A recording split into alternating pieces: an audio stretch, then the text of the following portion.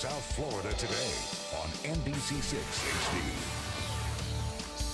HD. We live here, but do you ever wonder where to eat outside of the spots you usually frequent? Well, if you're interested in learning how to eat like a local, Ocean Drive style, we've got the perfect guide for you. Joining me this morning from Ocean Drive is Maria Arguello, along with Whisk Gourmet's Brendan Connor. Welcome. Thank you very It much. is so good to see you. Tell me about this guide and come a little closer. Okay, so Ocean Drive felt like putting together a guide that really lets you know about chef-driven local restaurants that are really evolving the way we eat in Miami. So we put together a guide called Eat Like a Local, and it features really amazing local restaurants that anybody can go to. Fantastic. And Whisk Gourmet is one of them. Whisk What's Gourmet your is one of them. story and what are you cooking for me today? Today we're going to be serving pan-grilled wahoo with that a sounds shrimp and roasted corn succotash. And it's a restaurant that my sister and I opened about 4 years ago, and we just opened a larger location in South Miami, and we were fortunate enough to be featured in this issue of Ocean Drive. Let's have you get cooking, and let's look at some of the other restaurants while Brendan gets started on preparing the meal, because you've got some really great ones. We do. We've got some amazing ones. We've got some like And we'll put up the Naue, slide now. that it's $150 to $200 per person when you go there. It's very high-end sushi by Chef Kevin Corey. And then we've got some that have been around for decades, like Clive's in the Design District. It's been around for 34 years. It's Jamaican, amazing cuisine. And then we've got Knott's Farms down in the Redlands. So we really gave people a variety of places and cuisines to dine on. But the one thing they all have in common is that they're all really locally driven. And so Ocean Drive did a really good job of like bringing them all together for people. Okay, and why did you pick Whisk Gourmet? I picked Whisk Gourmet because it's really focused on new American cuisine, and it's all about fresh ingredients. They keep it local. Almost everything is organic. It's run and owned by two locals. They grew up in Coral Gables, brother and sister. Great story. They have amazing like Southern-inspired cuisine. They do great fried green tomatoes. They also do. On Fridays, this special burger. You can only get it on Fridays. You have to call ahead to order it. Call ahead? You have to call ahead because it's not Okay, runs you out. know me now. Don't I have it in? All right, where are we at in the recipe? Right now what we started with is searing these baby carrots, sliced up some grape tomatoes, and we have some fresh roasted corn that I've sliced off the cob. I like to keep it whole. The ingredients you see here are the ones that I feature in our succotash: baby green beans, carrots, corn, tomatoes, some Spanish onion.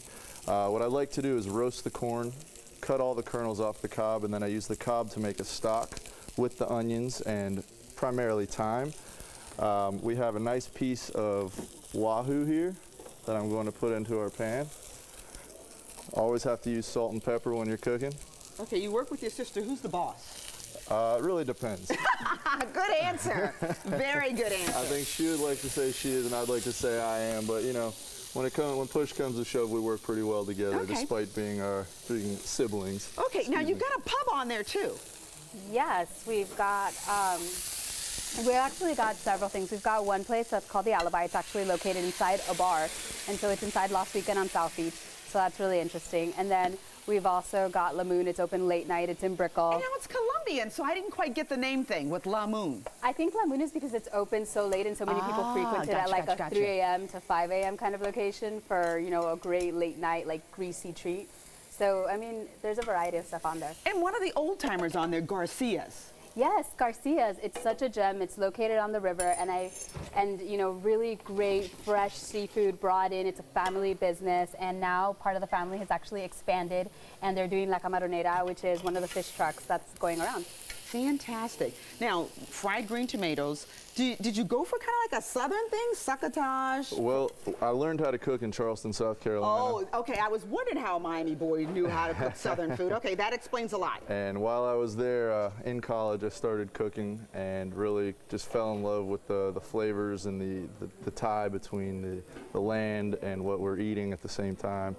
And I brought it back to Miami, and so far it's translated pretty well for us, that people are really liking what we're doing over there. I hear from Maria that you barely can get in the place some days. Some days it's pretty hard to get into, and it's kind of funny. We opened up, our original restaurant was about 18 seats, and we had a line out the door.